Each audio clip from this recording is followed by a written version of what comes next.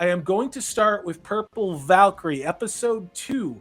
Out of 10, what is your score for this and why? I'm gonna stick with 2.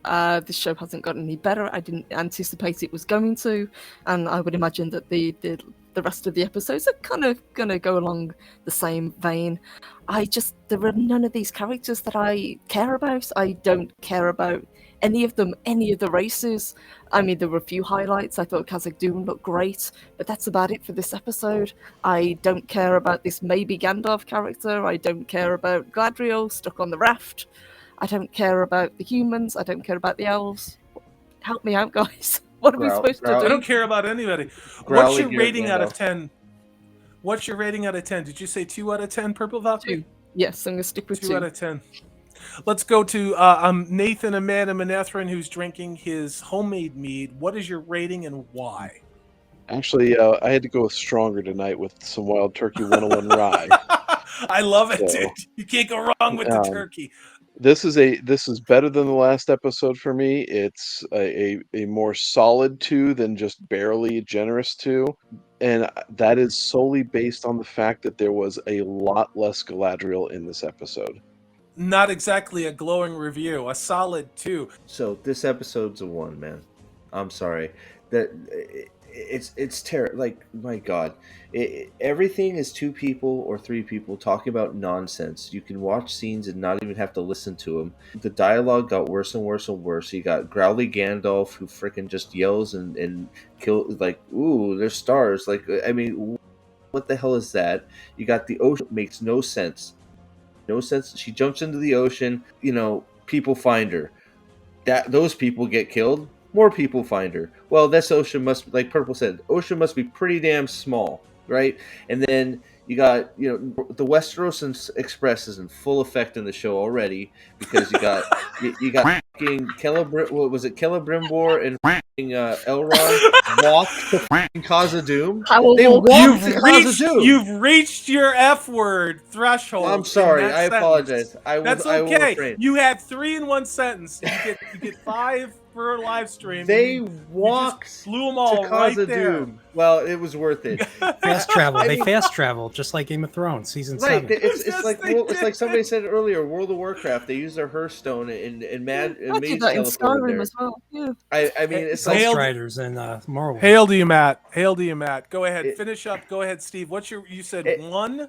1 out of 10? Continue your thought, please. But continue. because just nothing makes sense. Nothing makes sense. We don't think about these things. Don't think about it. Just trust it. Just don't think about it. You see guys walking up around the corner. Don't think about how they got there. You see a boat travel by them. Don't think about how they got found. They're hitting rocks with a hammer. Why the hell are they doing that? Let's have a half-hour scene about of 2 dwarves, being mushy mashy all over, and gay Elrond going, "Oh, it's so cute." And then Theo, the Earth Shatterer, who is going to be the one it's all his fault that Sauron's back because he bled on his sword, and Galadriel is going to be right and perfect. It's just, and it's boring. It's Nerdpoil's out. It's just boring. Nerdporial. You saw this in the theater last night. You were very fair. What is your rating out of 10, my friend? I mean, I'll have to rewatch it, but last night I gave it a 5 out of 10. I gave it a 5 because, I mean, I was like this. Almost 75% of the time. I'm trying to pay attention. I'm trying to take in what they're saying. I have no idea what they're saying. There's no subtitles, so I had no idea what they were talking about. It didn't even seem like they were talking about anything. And like I said, I don't know, you guys, I know you guys, I know I'm in the minority on this, but I kind of like the music and I like the sound. I hate the music. There was a little bit of atmosphere that I felt. I felt something. So, I mean, I wonder how much of that was the theater effect. Maybe. Good okay. points. Yeah. No one is discrediting you. Like, Nerdporial, I think this is an interesting take, and I'm glad you're here. That's part of why I sent you the link, because I knew you had a different opinion. And I don't necessarily agree with it, but I understand where you're coming from with it. It makes sense to me. I that's not how I feel. And that's the cool thing about this fandom. Is no one's calling you a racist, an Isserophobe, or any of that other stuff. You know? Thank you to everybody who has been in chat. And Dempsey, I think this is a home run comment. Quote, you have to set the hook before you can reel in the fish. If the beginning of a show doesn't grab your audience, they'll get away. The only reason I'm watching this show is because I get to hang out with my friends here. Yeah. This is why I wanted to do this. All credit goes to Steve, Prophet of the Dragon, for suggesting this. I had my doubts. This was not an easy thing to do. But we did it, and I think we did it pretty damn well. I give this episode a 1.5 out of 10 for the reasons that I expressed repeatedly. The aspect ratio was technically and artistically wrong. The Harfoots looked wrong to the point where it broke the fourth wall for me.